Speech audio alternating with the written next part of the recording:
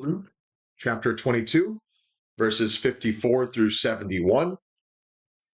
We are looking at two events in these verses. The first is Peter's denials, and the second is Jesus's trial. And for that reason, we're going to use a double plot arc to kind of walk our way through this this account in the Passion of Christ. Here we go. Then seizing him, so they've arrested Jesus now in the garden. Then seizing him, they led him away and took him into the house of the high priest. Peter followed at a distance. Just a quick bit of history to unpack here with the high priest. If you're ever reading the Gospels, you'll notice that there are kind of two guys being referred to as the high priest throughout the Gospels in the New Testament. You have one guy named Annas, another guy named Caiaphas. And the reason that this is the case is Annas was the high priest before, but the Romans deposed him and installed Caiaphas in his place, who was the son-in-law. And so, because that was a Roman move, Caiaphas is officially high priest, but Annas is still highly regarded and respected by the Jewish people.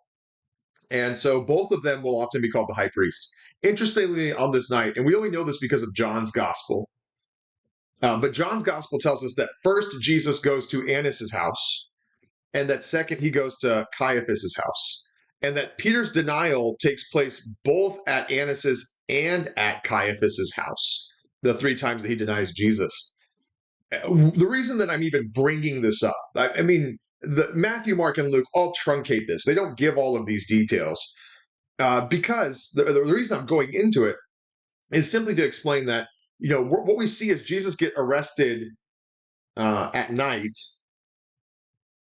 and he gets the guilty verdict in the morning. And so the question is, what happened for those 6, 5, 8 hours of all of this going on? And what we understand is that by his time in the house of the high priest, Annas and Caiaphas are both taking their turns, kind of gloating over Jesus, questioning Jesus. And as we're going to see in here, having Jesus even beaten. But it's really a night of, as Jesus said in the previous passage about this being their hour. This is what's going on, is just that evil men are doing what they're doing to the Messiah. And I just want you guys to know that because as we know, Luke often truncates the account, and that's what's happening here as a truncation of first going to Annas and then going to Caiaphas and all of this stuff. All of that being highly, highly shortened in Luke's account of this night. So they led him away, they took him to the house of the high priest, and Peter follows at a distance. So we'll go to our plot arc, verse 54. Jesus is taken to the high priest's, plural, I'm going to do an apostrophe, houses, and, whoops, don't need the apostrophe on that one, houses, and Peter follows. Okay? And when some there had kindled a fire in the middle of the courtyard and had sat down together, Peter sat down with them. So there are, what we have is a courtyard, and in a courtyard, so these, a lot of these homes were built kind of like in a shape like this. So you have a courtyard here in the middle and a gate, and inside of that courtyard now there's a fire, and Peter is sitting down there with the other people who would have all been, the other guards and the servants of the household and maybe other known associates, people who are allowed to be in there. And Jesus is over here being, questioned by Caiaphas, and everybody over here can hear what's going on inside. So right here we have a fire kindled in the middle of the courtyard. Everyone sat down together. Peter is with them. Okay, so now verse 55, Peter is seated with those who arrested Jesus and are just servants of the house. Okay? Servant girl saw him seated there in the firelight. She looked closely at him and said, "This man was with him." And I'm going to read all the way down through all three betrayals. Okay? So he's seated there in the firelight. It's nighttime, but she can see his face. She looked closely at him and said, "This man was with him." That guy inside that they're questioning and who's under arrest, Peter, this man was with him. But he denied it. "Woman, I don't know him," he said. A little later, in between, by the way, this is when they switch from um, Annas' house to Caiaphas' house. That's what we read in the Gospel of John. But Peter again, Luke just quickly summarizes with "a little later." A little later, someone else saw him and said, "You are also one of them. You are one of those guys." They see him right in the firelight. "You are also one of them." "Man, I am not," Peter replied. And then verse 59. About an hour later, another asserted, Certainly this fellow was with him, for he is a Galilean." By this point, Peter's spoken enough with the people there that they recognize that Galilean accent of Peter's. Like, "You ain't one of us. You're not from Jerusalem. You're not a Judean. You're a Galilean. You were with that guy." And we actually learn from the other Gospels too. I think this third guy was related to the guy that Peter chopped an ear off.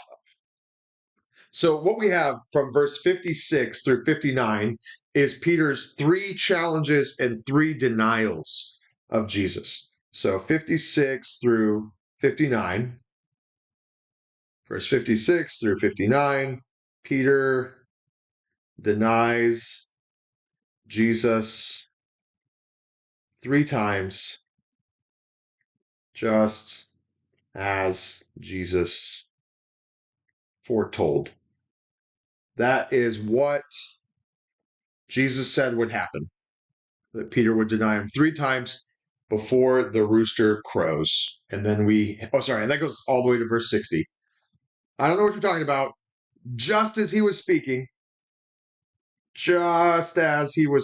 little temporal marker for us, the rooster crowed, according to what Jesus had said.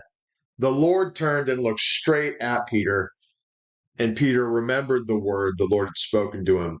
Before the rooster crows today, you will disown me three times." And he went outside and wept bitterly. This little event tells us a couple things. Number one, Jesus and Peter could see each other. I mean, Peter's watching very closely Jesus's trial. Probably many of these things are within earshot. And so when the Lord turns to look straight at Peter, I mean, what a gut-wrenching moment, because he's been watching this whole thing happen. But Peter evidently had forgotten the prophecy given earlier, because it's only in this moment that he remembers what Christ had spoken to him, that before the rooster crows today, you will disown me three times. And of course, it was the crowing rooster, right, that really woke him up. The crowing rooster and Jesus looking straight at him. And that's what brings to mind this word. And he goes outside and weeps bitterly. So we'll go back to our plot arc. I'm going to erase verse 50. We're going to go verse 60. The peak of this tension is this moment where Jesus looks straight at Peter, and Peter remembers. And I don't know what Peter remembered in that moment. Maybe he just remembered that he would betray Jesus three times. But I hope that he also remembered the second half of that, which is when you have turned back. strengthen your brothers. And something tells me that Jesus looks straight at Peter with not just, oh, I can't believe you've betrayed me 3 times sort of a look, because he knew it would happen. Maybe Jesus looks at Peter also hoping that Peter would remember all of Jesus's words, not just that he would betray, but also that when he turned back, he needed to go and strengthen his brothers. But in the falling kind of action of this, verse 62, we see Peter mourning his betrayal. He goes outside and he weeps bitterly. And at this point, right, we start to have a running awareness of how Peter and Judas are on similar tracks of really regretting what they've done. And one thing that's always fun to study in the Gospels, very fruitful to study in the Gospels, is how Peter and Judas both feel terrible about what they've done, but they have very different ways of dealing with it. And that's very relevant because there's a difference in Peter's heart and Judas's heart in its relationship to Jesus, in that Peter loves Jesus deeply and Judas does not. And sometimes that makes all the difference. Not sometimes. I mean, that really does make all the difference. Verse 63, the men who were guarding Jesus began mocking and beating him. They blindfolded him and demanded, "Prophesy. Who hit you?" And they said many other insulting things to him. Verses 63 and 64 contain an interesting little theme, because what did we just see up here? We just saw a prophecy come true, right? I'll highlight this in blue. Before the rooster crows today, you will disown me 3 times. That was a prophecy that came true. So even as Jesus's prophecy comes true, he's being told by the guards, prophesy. Who hit you? It's just another moment where they mock the divinity of Jesus Christ.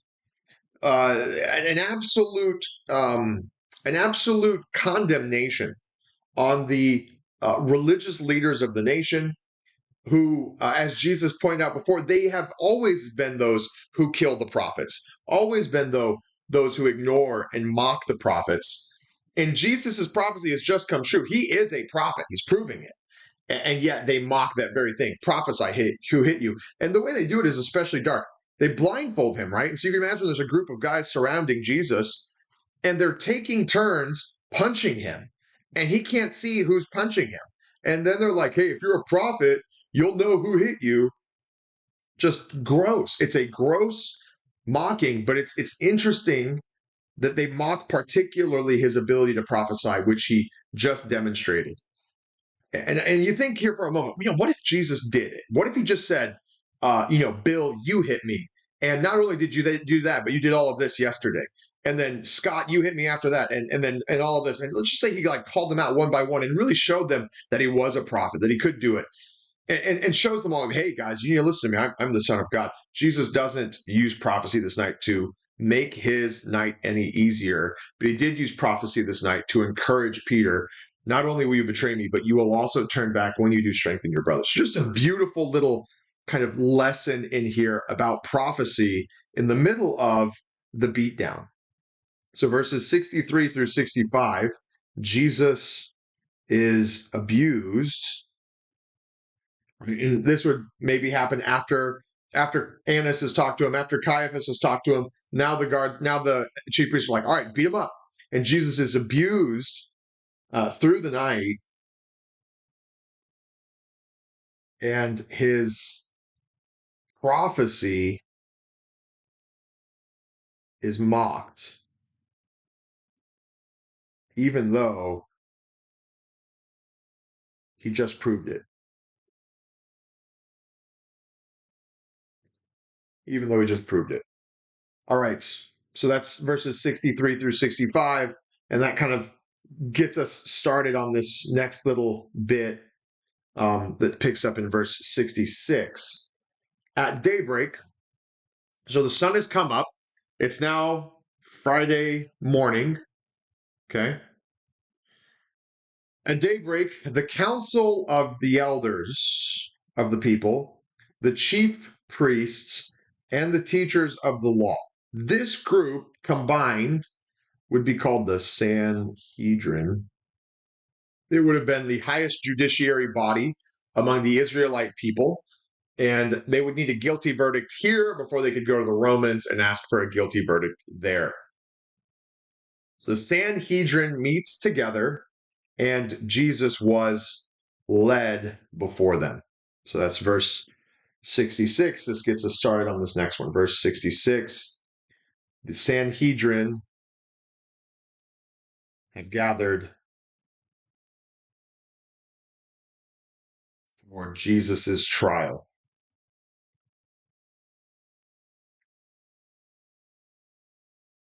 And Luke will boil down the whole discussion into two questions. The first question is, if you are the Messiah, tell us, right? They want Jesus to say, I am the Messiah. And then the second one is going to be down here in verse 70. I'll just highlight it for now. They all asked, are you then the Son of God? So we would assume that, again, this is a truncated version of the story, that there was more that was said. But as Luke wants us to think about the story, the two things being questioned: is Jesus the Messiah, and is Jesus the Son of God? So verse 67, the first of the two questions: if you are the Messiah, tell us. Verse 67, is Jesus the Messiah? And Jesus' response, verse 68 through, I think, 69. Go back over here. Yep, 68 through 69. If I tell you, you will not believe me. So here's the first problem. If I tell you that I'm the Messiah, and if Jesus were even to prove it with a sign, right? Which is what Jesus did over and over and over and over again throughout his earthly ministry. If I tell you, you will not believe me. This would be an if-then conditional. We're supplying the then. Whoops. If-then conditional. If I tell you, then you will not believe me. And if I asked you, right? Because Jesus did both. He's like, all right, here's the evidence. What do you guys say? What do you think? He did this over and over again all week, asking them questions. If I ask you, then, whoops, slide back over, then you would not answer. You're not even going to say anything. If I ask you, you won't answer. So here he's saying, like, what's the point? What's the point in giving you an answer, right? Verse 68. What's the point in an answer? You guys have already made up your mind. So instead of giving you the answer you're looking for, he's going to give them verse 69. Instead, he's going to give them, interestingly enough, another prophecy, this one of judgment. So I hope you see that prophecy is a bit of a theme that runs throughout this whole thing. But from now on, the Son of Man will be seated at the right hand of the mighty God. Remember, just in this passage before, Jesus asked, hey, Judas, have you come to betray the Son of Man with a kiss? This is a title for himself, but it also comes from Daniel 7, where the Son of Man is seated at the right hand of the Ancient of Days, and the kingdom is his, and power and glory and dominion and honor are all his. And he's saying, you guys, you're going to see, right, the Son of Man seated at the right hand of mighty God. So you won't believe me. And if I tell you, you won't answer, but you will be judged.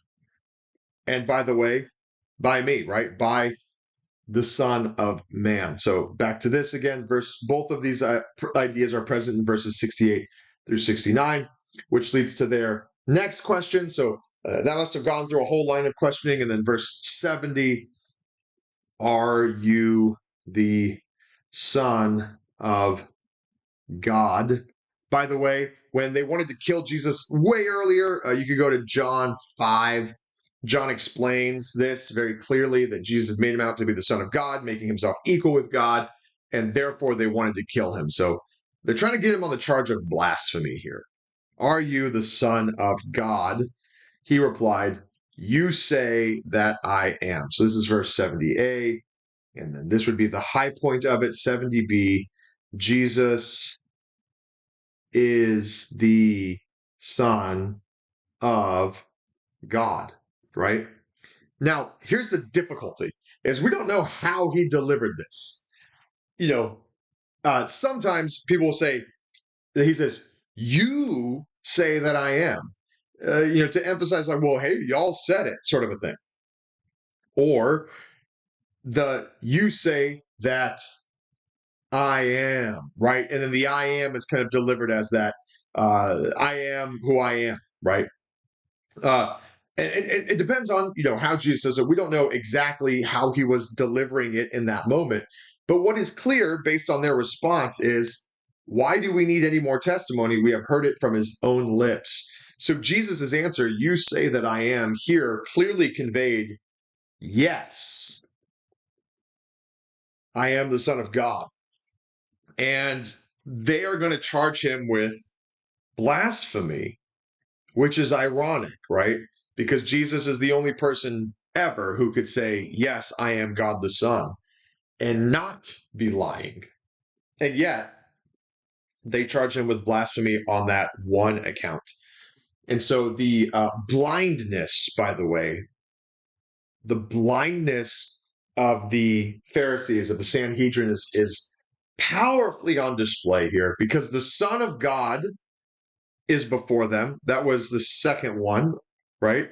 And the Messiah is in front of them. So both of these things, I'm just going to circle them in red to really bring out these two things. The Messiah, the Son of God, is in front of them, and they do not see it. Despite all the signs, despite everything, they don't see it, and they're going to charge him with blasphemy and say that he needs to be killed because of these claims. So verse 70b, and then the rest of 71, the guilty verdict is given. They are going to immediately bring Jesus before Pilate. And once Pilate agrees to have Jesus crucified, he is going to be crucified immediately. By lunchtime, he's going to be on the cross. And so this is the trial, the midnight trial of Jesus. And it starts with this first bit that we get here about betrayal.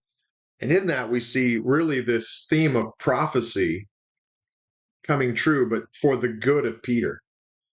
And then the second half of the trial, which ironically, journeys through things like blasphemy, which Jesus is being accused of, but he's not being blasphemous. They're just blind, right? And also this prophecy theme comes back because Jesus is a prophet, and like the prophets before him, the leaders of Israel don't understand what Jesus is saying. They don't follow him. They don't listen to him.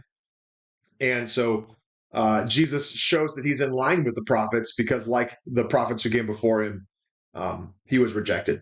So the pictures then of Son, of Messiah, and interestingly enough, of prophet are all weaved throughout these two accounts.